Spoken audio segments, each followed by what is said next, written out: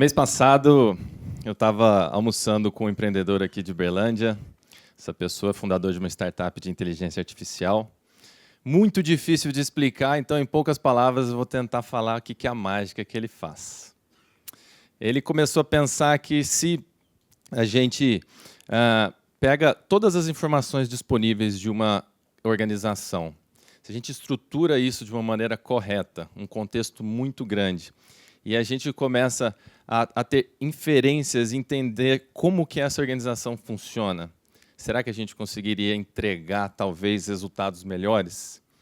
E a nossa conversa era justamente porque, em pouquíssimo tempo de trabalho, essa startup tem menos de 1, 2 anos aí de operação, eles estão obtendo resultados impressionantes. Resultados que estão até questionando times inteiros, por exemplo, de tecnologia, times de 500 pessoas. Pessoas que estão ali trabalhando com ciências de dados, pessoas que hoje no Brasil um salário médio mais de 20 mil reais.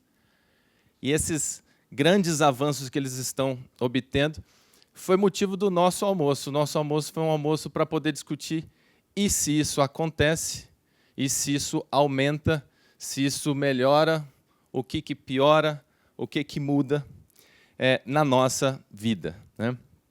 Então, o que acontece quando a gente leva à extrema potência uma possibilidade que a gente tem hoje de automatizar o padrão? Automatizar aquilo que acontece todos os dias que a gente não enxerga, aquilo que é invisível, aos olhos talvez. Mas que com a tecnologia a gente consegue, pela primeira vez, absorver isso de uma maneira diferente, de uma maneira melhor talvez, e que isso pode impactar na nossa vida. Então, quando a gente pensa nas últimas pesquisas referentes a o que o trabalho no escritório, nas funções administrativas, esse trabalho que é executado todos os dias em empresas do mundo inteiro, hoje nós temos 75% dessas atividades disponíveis para serem automatizadas. Alguém está olhando para elas e está falando assim, poxa, será que dá para a gente fazer isso um pouco mais rápido, um pouco mais barato, envolver menos pessoas? E, quem sabe, buscar algo melhor? Então, quando a gente vive num mundo em que quase tudo é automatizado, por que a gente precisa fazer as tarefas que a gente faz hoje? Ou melhor, o que é aquilo que eu faço que eu não deveria fazer e que eu deveria passar para quem faz melhor e que talvez não é um outro ser humano melhor que eu, e sim a máquina, né? Então, nesse contexto de uma superautomatização, a gente começa a pensar o que sempre significou o trabalho para a gente. Então, por séculos e séculos, a gente usou o trabalho para poder ser uma ferramenta de adquirir riqueza, de poder navegar na sociedade e se sentir pertencendo a um grupo, para poder ser feliz de alguma maneira. Mas a realidade é que a única coisa que aconteceu em todos esses anos da nossa existência foi que todas essas funções mudaram. Nossos antepassados, em algum momento, em grande quantidade, estavam no campo, na agricultura. De repente, inventaram a mecanização, migraram para as cidades, dentro das fábricas, produzindo grandes quantidades de produtos, de alimentos e tudo aquilo que precisamos para a gente poder viver. Mas também essas mesmas fábricas, essas linhas de produção, também foram questionadas e a gente começou a migrar para o escritório, para salas fechadas, ainda bem que com ar-condicionado, não nos 30 graus de Uberlândia todos os dias, mas nos tornamos, portanto, trabalhadores do conhecimento. A gente chega num lugar que é uma sala que pode ser qualquer sala. Então, esse trabalho do conhecimento é um trabalho que a gente está levando algo do ponto A para o ponto B. E a gente começou, de alguma maneira, a transferir algumas atividades que a gente realizava antes para outro tipo de atividade.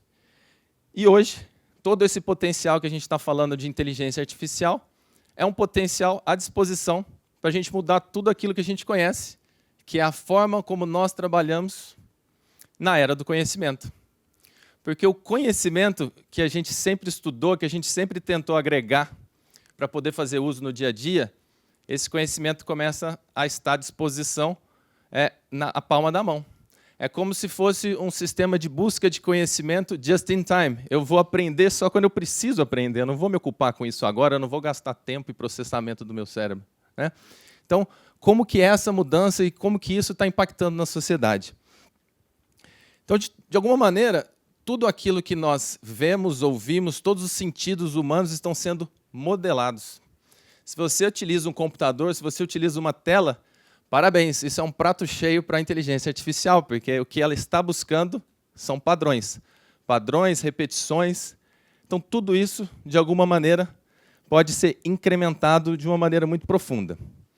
Mas a realidade mesmo é que o trabalho ele tem algumas atividades, tem algumas camadas. E se a gente pegar a camada de baixo, uma camada de execução, nós sempre valorizamos quem faz muito. Que bom, são pessoas que trabalham muito, executam muitas tarefas, nós queremos pessoas que fazem muito. Essa camada de execução em que você faz, você aperta botões, você preenche planilha, são camadas operativas, são camadas que tem que executar todas as semanas. Essa camada aí, ó, AI já substitui. Ela já é possível hoje a gente poder colocar ferramentas para poder fazer isso para a gente. Se a gente pegar a segunda camada do meio, a camada de otimização, é aquilo que é importantíssimo a gente fazer. Quais são os processos que nós podemos melhorar hoje, o que é aquilo que a gente precisa olhar com melhor carinho e que a gente pode fazer melhor. Essa camada também já tem olhinhos da inteligência artificial para poder trazer aquilo que a gente, como humano, não consegue verificar, não consegue olhar. E a camada de cima, a camada do julgamento, começa a se tornar cada vez mais a camada importante que nós precisamos olhar. O que é aquilo que a gente precisa decidir? Porque se antes, na camada anterior, a gente quer melhorar um processo, nós iremos ficar muito bons em um processo. Aí nós estamos buscando, portanto, a eficiência operacional. Importantíssimo. Mas na camada de cima, a gente começa a buscar a eficácia. Então é muito mais do que ficar bom em alguma coisa, porque se você escolhe aquela coisa muito ruim, você vai ficar muito bom em fazer coisa errada. Você tem que escolher a coisa certa a se fazer. Ou talvez escolher aquilo que você não pode fazer, aquilo que você não pode automatizar, aquilo que você não pode delegar. Então, as camadas do trabalho cada vez mais começam a se modificar e a gente tem que observar cada vez mais. Gustavo, quanto tempo para que essas mudanças aconteçam? Eu diria que as mudanças estão acontecendo hoje. Todas as semanas saem pesquisas para poder identificar aquilo que a gente tem de potencial para poder automatizar e aquilo que já é valor absorvido, aquilo que já está em execução.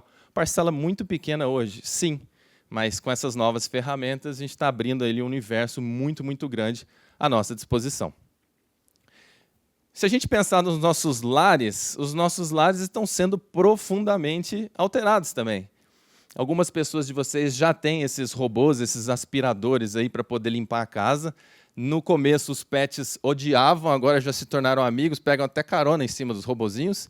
Mas, de fato, é muito bom você ter a sua casa limpinha quando você chega do trabalho, está tudo organizado, programado e tal. Um robô simples, né? Nossa, demorou muito para ser inventado, né? Mas hoje já é padrão, já existe em muitos lugares do Brasil, isso também já é amplamente difundido.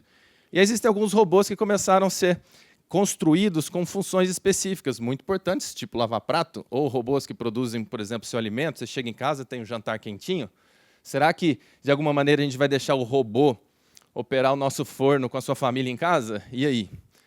Eu acho que isso cada vez mais se torna comum e a gente começa a vencer algumas barreiras que antes a gente não queria.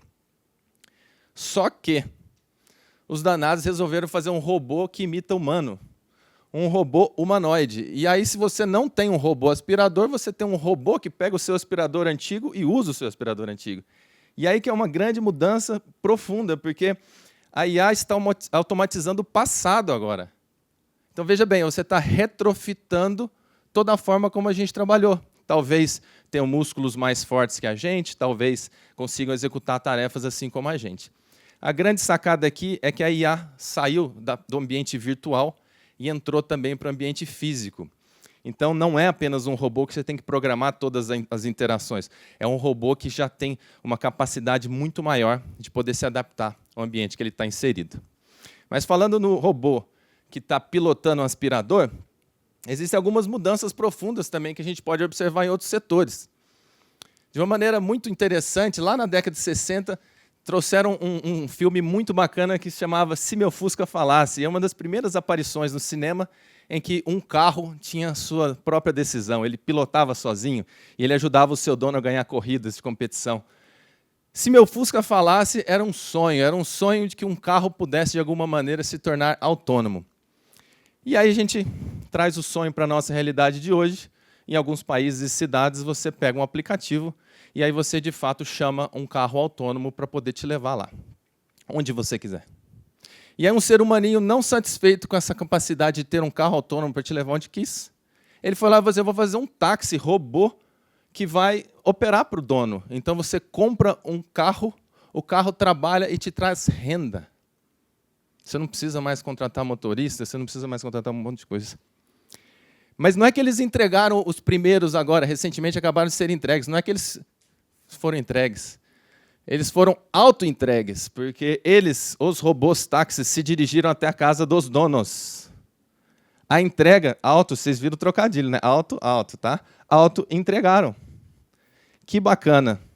Meio maluco isso. Mas é a realidade que a gente está vivendo. Então, se em algum momento alguém pensou, sonhou em criar um carro autônomo, ele teve que fazer alguns caminhos, né? Porque são milhares e milhares de quilômetros. Um ambiente com muitas variáveis. Por que a gente não pode pensar em criar, então, organizações autônomas?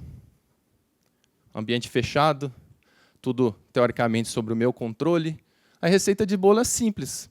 Pegar o maior volume de informações específicas da organização, colocar isso em sistemas e plataformas e arquiteturas de dados que vão nos permitir colocar as regras de negócio. É como se a gente pegasse um livro de gestão da década de 70, 80, Fundamentos da Administração, e garantisse que talvez as pessoas não fossem gastar mais do que faturam, garantisse algumas regras econômicas.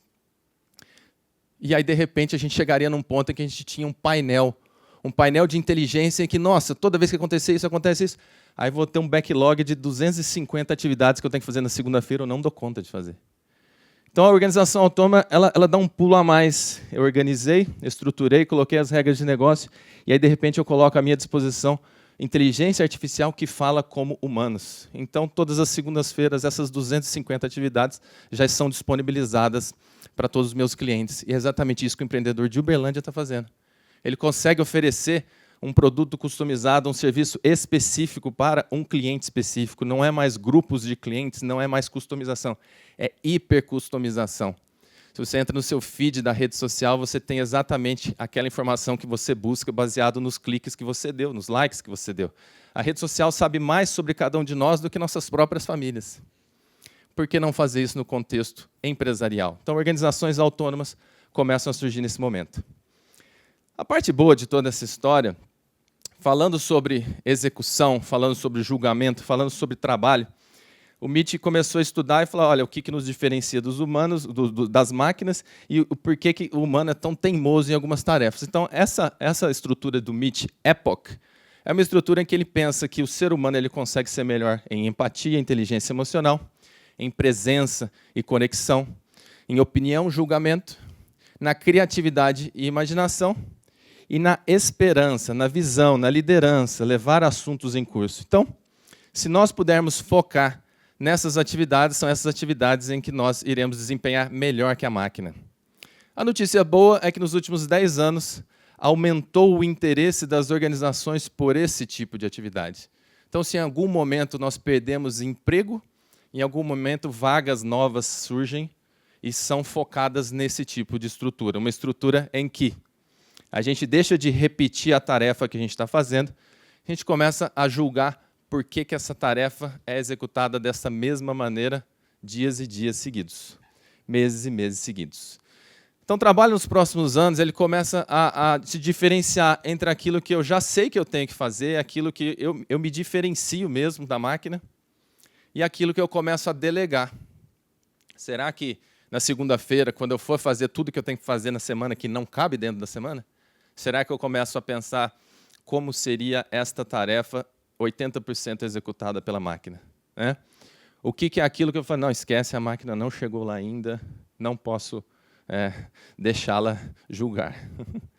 E o trabalho, então, nos próximos anos, ele começa a se concentrar muito mais entre eu de um lado, a máquina do outro, e muito mais nessa sinergia. Como que eu posso trabalhar como time? Como que eu posso estabelecer uma dança com a inteligência artificial? Como que eu posso liderá-la? Como que eu posso buscar informações e perguntar, defenda aquilo que eu discordo, traga argumentos para poder ser contra aquilo que eu acredito. Talvez, de alguma maneira, a gente comece a questionar mais nossos próprios preceitos, aquilo que a gente acredita, e comece, de alguma maneira, a imaginar que o nosso trabalho está mudando e que, portanto, nós também precisamos mudar. Quando eu volto naquele papo que eu tenho com esse meu amigo, e vendo que realmente as automações estão acontecendo assim numa velocidade muito grande, eu questiono muitas coisas e a gente sai desse almoço sem muitas respostas.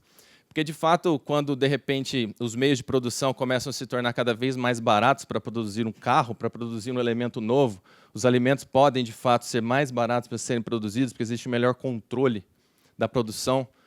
Será que a gente começa a viver num cenário em que nem tudo aquilo que a gente imaginava que a gente podia fazer, que a gente deveria fazer, a gente começa a viver num cenário em que talvez a gente questione o salário ou a venda do tempo, da liberdade para uma organização? Será que eu começo a buscar talvez a minha autossuficiência em alguns setores específicos para que eu possa garantir a minha sobrevivência? Porque hoje eu estou muito tranquilo em dizer que eu trabalho com a minha própria obsolescência.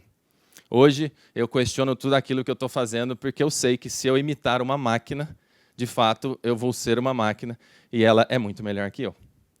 Então, se eu puder trazer para vocês 3 diquinhas para vocês começarem a executar com frequência na vida de vocês, a primeira é aquela que eu comentei. Pensem nas atividades que vocês já fazem hoje, para que vocês possam pensar em 70%, 80% da máquina estar fazendo por vocês, delegar mesmo. Porque a gente demora mais do que a máquina mesmo. Então, que maneira que a gente pode plugar e colocar? A segunda é criem essa dança. Essa dança é muito importante. Sejam simbióticos, criem times sintéticos. Se uma empresa hoje tem 50 colaboradores, pausa, ela tem 50 e deveria ter mais 50 colaboradores tecnológicos. Não existe mais barreira tão grande para isso. Existe um caminho. Esse caminho começa com essa organização, com essa estruturação de dados. E aí, se eu puder dar mais um palpitezinho pequenininho, é encontrar a si. Porque, geralmente, a gente se justifica, a gente se define pelo aquilo que nós fazemos. E um dos grandes problemas de relações humanas é justamente a gente se apegar aos nossos sentimentos, sensações e preceitos. Quando alguém discute, questiona, pergunta, a gente se sente ameaçado e apegado a isso. E hoje o que a gente não pode fazer é ficar apegado ao nosso trabalho e à função de hoje, porque justamente isso também pode ser questionado e pode ser mudado. Então, em vez de ficar apegados ao passado, vamos construir nosso futuro desejável. Muito obrigado.